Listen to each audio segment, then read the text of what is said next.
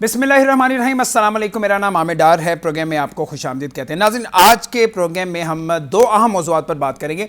सबसे पहले हम बात करेंगे पाकिस्तान पीपल्स पार्टी, जो आज के दिन इसी शहर में आज से 49 साल पहले जिसकी बुनियाद रखी गई, आज 49वां योम तसीस मनाया जा रहा है। और हमने देखा है कि कराची से जो बड़ी तकरीब है वो लाहौर शिफ्ट कर गई है, क्योंकि बिलावल हाउस कुछ साल पहले लाहौर में तमीर किया गया। बिलावल भुट्टो जरदारी जो कि चेयरमैन हैं वो ख़ुद यहाँ पर मौजूद हैं और इन तकरीबात को लीड कर रहे हैं। कुछ ही देर में जो तकरीब है उसमें बिलावल हाउस में जो जारी है बिलावल खिताब भी करेंगे।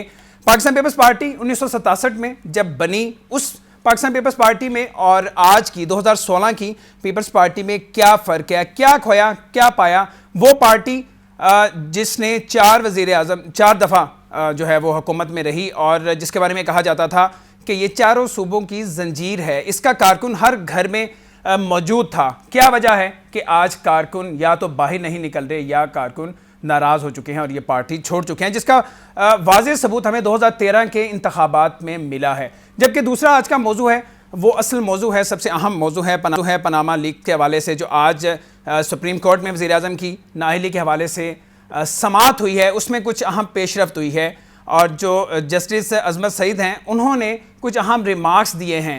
रिमार्क्स ये हैं कि ये कहा गया है कि वज़ीर-ए-आज़म ने पार्लियामेंट में जो तकरीर की, जो सबूत दिए उसमें और आज जो अदालत में सबूत पेश किए गए हैं उसमें फ़र्क नज़र आता है, यानी तज़ाद नज़र आता है। तो क्या आर्टिकल 62-63 का इतलाक़ होता है? और अभी तक की जो कार्रवाई है उसमें यह लगता है कि जो तहरीक इंसाफ है, जिन्होंने ये दरख्वास्त दे रखी है, या दीगर जो जमातें हैं उन्होंने दरख्वास्तें दे रखी हैं, उनकी तरफ से सिर्फ इल्ज़ामात ही थे। अभी तक कुछ सबूत इन जमातों की तरफ से पेश नहीं किया गया है। जबकि दूसरी जानिब जो नो लीग है, जो हुकूमत है, उनकी जानिब से भी अभी कोई सेटिस्फैक्ट्री जो है वो चीज़ें सामने नहीं लाई गई हैं। मनी ट्रेल जो है वो अभी तक साबित नहीं किया, जिसका आज तज़किरा किया गया अदालत की जानिब से, मुअज़्ज़ज़ जज साहिबान की जानिब से। ये सारी सूरत हाल है, इस पर बात करेंगे कि ये जो ऊँट है ये किस करवट बैठ, इस पर हम तफसील से बात करेंगे। स्टूडियोज़ में मेरे साथ मौजूद हैं इंतहाई सीनियर तजियाकार हैं फ़ारूक सुहेल गोइंदी साहब। बहुत शुक्रिया आपका गोइंदी साहब तशरीफ़ लाने के लिए, वक्त देने के लिए। जबकि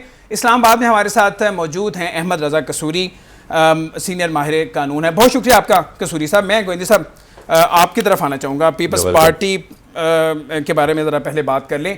आज 49वां योम तासीस है। बिलावल की जो क़यादत है उसमें हमने देखा है कि जब से वो एक्टिव हुए हैं, 2013 में तो दहशत गर्दी थी भी और वो हालात नहीं थे कि पाकिस्तान पीपल्स पार्टी अपनी कैंपेन चला सकती, और यही बात बार बार पाकिस्तान पीपल्स पार्टी की जानिब से भी की गई। गो कि अगर उनकी जमात ने नाकामी हासिल की, बैकफुट पे गई, तो उसकी वजह करप्शन के बड़े बड़े स्कैंडल्स थे और जो बुनियादी सहूलतें हैं, ज़रूरियात हैं, वो आवाम को नहीं दे सके। आज की पीपल्स पार्टी को आप कहाँ रेट करेंगे? ख़ास तौर पर एक नई क़यादत है, नौजवान क़यादत है बिलावल भुट्टो की सूरत में। जी शुक्रिया आमिर साहब। ये वाकई एक नई पीपल्स पार्टी है और ये दावा करना कि ये जुल्फ़िकार अली भुट्टो शहीद की पीपल्स पार्टी है तारीखी हवाले से दुरुस्त है, लेकिन आज की पॉलिटिक्स में ये एक बड़ी प्रैग्मेटिक या एक नई अपॉर्चुनिटीज़ के हवाले से पॉलिटिक्स कर रहे हैं।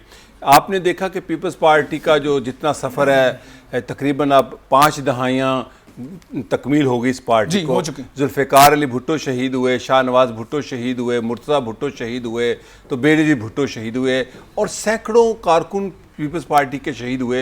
ये वाहिद पार्टी है जिसके कारकुन सूलियों पे चढ़े और हज़ारों नहीं, तकरीबन 80,000 के करीब लोग जेलों में गए, उन्होंने कोड़े खाए और शानदार तारीख़ है पाकिस्तान पीपल्स पार्टी की। लेकिन मुफाहमत भी पाकिस्तान पीपल्स पार्टी ने इंतहा दर्जे की खुसूसन 2008 के बाद जो पीपल्स पार्टी ने दूसरा जन्म लिया, ये या तीसरा जन्म था या चौथा जन्म था, ये एक नई पीपल्स पार्टी है। इसकी ट्रांजिशन एक तो भुट्टो ख़ानदान से जरदारी ख़ानदान की तरफ है, दूसरा ये सोशलिज्म से रिकन्सिलिएशन की तरफ है। ये मुझे समझ नहीं आई कि इतनी शानदार जद्दोजहद के बाद मुफाहमत की क्या ज़रूरत थी। जब बेनज़ीर भुट्टो शहीद हो जाती हैं तो उसके बाद कौन सी मुफाहमत? यकीनन ये मुफाहमत उन मामलात पर है जो गरीबों के मामलात है। ये पाकिस्तान की अब जो नई क़यादत है, मैं बिलावल की बात कर रहा हूँ, आपको लगता है ये जो मुफाहमत की पॉलिसी है और जो जियाला है वो सबसे ज़्यादा नाराज़ इसी वजह से है? क्योंकि अगर हम पंजाब की बात करें तो जो डायरेक्ट राइवल हैं वो नो लीग है, वो मुस्लिम लीग नवाज़ है, और अगर आपने उन्हीं से, अगर आपने अपने सियासी दुश्मनों से मुफाहमत कर ली तो जाहिर है पीछे आपके परफॉर्मेंस दिखाने के लिए आपके पास क्या है। और जो जियाला है वो सबसे ज़्यादा नाराज़ इसी बात पे है, क्या बिलावल भुट्टो जरदारी इस मफाहमत को आगे बढ़ाएंगे, जारी रखेंगे कि अब बिल्कुल फ्रंट पे आके मुकाबला करेंगे? ये आपने सही कहा, लेकिन नवाज शरीफ या PMLN कोई हैसियत नहीं है। पीपल्स पार्टी के वो असूल हैं जिस पर वो सियासत करती थी। किसान थे, मेहनत कश थे, मजदूर थे, मिडिल क्लास थी, खवातीन थी, पिसे हुए तबकात थे। जब आप उन तबकात की बात ना करेंगे तो नवाज शरीफ से मुफाहमत करेंगे। ये स्टेटस को के सिंबल हैं, पिछले 3 दहाइयों से ये इक़्तिदार में हैं किसी ना किसी हवाले से। आज भी पाकिस्तान पीपल्स पार्टी का रोल एक बड़ा गुमगू का रोल है। तो मैं नहीं समझता कि आज की पीपल्स पार्टी, बिलावल भुट्टो जरदारी, मेरी दुआ उनके लिए ज़रूर है, मेरी ख्वाहिश भी है कि काश वो अपनी पार्टी को अपने नाना की पार्टी बना दें, लेकिन मुझे लगता नहीं है कि वो नाना की पॉलिटिक्स पर चल रहे हैं। आपका कहने का मतलब ये है कि अगर नाना की पार्टी बनाना है, जुल्फ़िकार अली भुट्टो शहीद की पार्टी बनाना है, तो दोबारा से लेफ्ट की सियासत शुरू करनी पड़ेगी। कसूरी साहब आपकी तरफ आना चाहूँगा। सर 2013 की पीपल्स पार्टी जिनके पास जवाब था, गो के वो बैड गवर्नेंस बहुत बड़ा इशू था उनका, बहुत अच्छी गवर्नेंस के, लेकिन उनके पास जवाब ये था कि दहशत गर्दी है, हम कैंपेन नहीं कर सकते, हम घरों से निकल नहीं सकते। बिलावल भुट्टो जरदारी पर बहुत सारे जो है वो ये कहा जाता था कि उनकी जान को खतरा है। तो अब 2018 में जो इंतखाबात हो रहे हैं, आपको क्या लगता है पीपल्स पार्टी ने कोई कमबैक किया है, या पंजाब में जिस तरह बिलावल आ चुके हैं, बिलावल हाउस यहाँ बन चुका है, हम देख रहे हैं कारकुनों में बहुत ज़्यादा जोशो खरोश भी है, कुछ कमबैक कर रही है 2018 में? कहाँ रेट कर रहे हैं पीपल्स पार्टी को? देखें, पीपल पार्टी जब माते वजूद में आई तो उसमें जो लोग थे, पीपल लाइक जे रहीम, वो बड़े एक फोकस किस्म के लोग थे जिनका एक स्लांट जो था वो प्रोग्रेसिव आइडियाज़ की तरफ से था।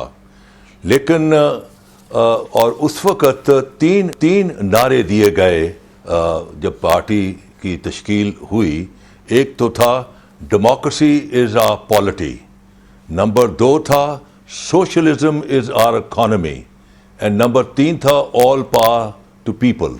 बिल्कुल ठीक है। यानी जमहूरियत हमारी सियासत है, सोशलिज्म हमारी मईशत है और ताकत का सरचश्मा आवाम है। ये 3 बुनियादी नारे थे।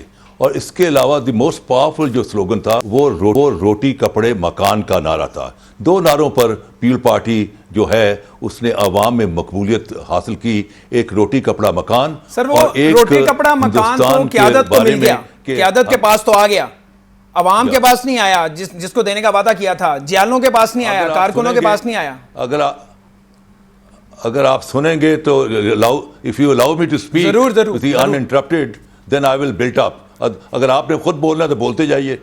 मैंने आप ही की बात को आगे बढ़ाया, प्लीज कंटिन्यू कीजिए। यहाँ नहीं ना बढ़ाए में ना, please don't help me. You must know that you are dealing with a person जो 50 साल से पब्लिक लाइफ में है, तो don't teach me easy. Sir इसीलिए सर आप इस शो का हिस्सा हैं सर। दूसरा उसका नारा था कि हम हिंदुस्तान के साथ 1000 साल लड़ेंगे जी। तो क्योंकि Bhutto was a intelligent man, उसने देखा कि पंजाब पार्टीशन का वक्त कटा और महाजर जो हैं by temperament they are anti India. So उसने एक नारा मारा कि हम हिंदुस्तान के साथ 1000 साल लड़ेंगे। अब ये जो रोटी कपड़े मकान का नारा है, ये जो इसकी बड़ी इंटरेस्टिंग बैकग्राउंड है। मैंने भुट्टो को सबसे पहले प्लेटफॉर्म मैंने कसूर में प्रोवाइड किया। ये वो टाइम है जब किसी की हिम्मत नहीं पड़ती थी कि अयूब खां के ख़िलाफ़ किसी ऑपोजिशन के बंदे को बुलाए। मैं भुट्टो को कसूर में लेके गया और बहुत बड़ा जलसा किया, और उसके बाद मैं उनको बुल्ले शाह ले गया।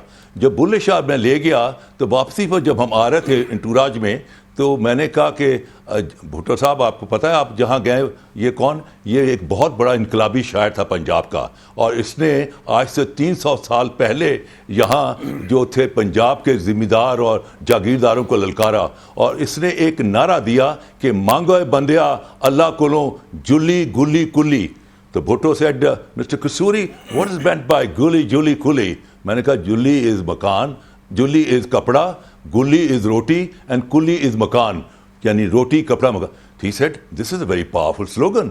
I said, yes, it is a very powerful slogan. So ये हजरत बाबा बुल्ले शाह साहब का जो नारा था कि मांगो ए बंदिया अल्लाह कोलों जुली गुली कुली, उस नारे को रोटी कपड़ा मकान की शक्ल में उसको ढाला गया। अब चीज़ ये है कि ये जो नारे थे, एक अवेयरनेस क्रिएट की गई उन लोगों के अंदर जो कि सदियों से महरूम थे अपने बेसिक राइट से, और भुट्टो ने ये नारे देकर अपनी एक एंट्री डाली लोगों के अंदर। लेकिन दो हैं भुट्टो, एक भुट्टो है इलेक्शन से पहले का भुट्टो और एक है पोस्ट इलेक्शन भुट्टो, इलेक्शन के बाद का भुट्टो। इलेक्शन का पहले का जो भुट्टो है वो बड़ा चार्मिंग है, वो अवाम में इसी अवाम की बात कर रहा है। लेकिन इलेक्शन के बाद का जो भुट्टो है वो फिर उन्हीं जागीरदारों, उन्हीं सरमायादारों में घिर गया, और वो जो मैले कुचैले वर्कर थे जिन्होंने उसको ये इज्जत और एहतराम और ये अवामी ताकत बख्शी, उससे उसने लाताल्लुकी कसूरी साहब, आपने बड़े अच्छे अंदाज से जो नजरिया था पीपल्स पार्टी का वो बयान किया है। सवाल मैंने आपके सामने रखा था कि आज की पीपल्स पार्टी कहां स्टैंड कर रही है और 2018 में आप पीपल्स पार्टी को कहां देख रहे हैं। यह सवाल अभी यहां पर मौजूद है। मैं ना सिर्फ आप से इस पर जवाब लेना चाहूंगा, तजिया चाहूंगा, बल्कि गोविंद साहब से भी पूछेंगे। एक छोटा सा वक्फा शामिल करते हैं, वापस आते हैं तो यहीं से कंटिन्यू करेंगे।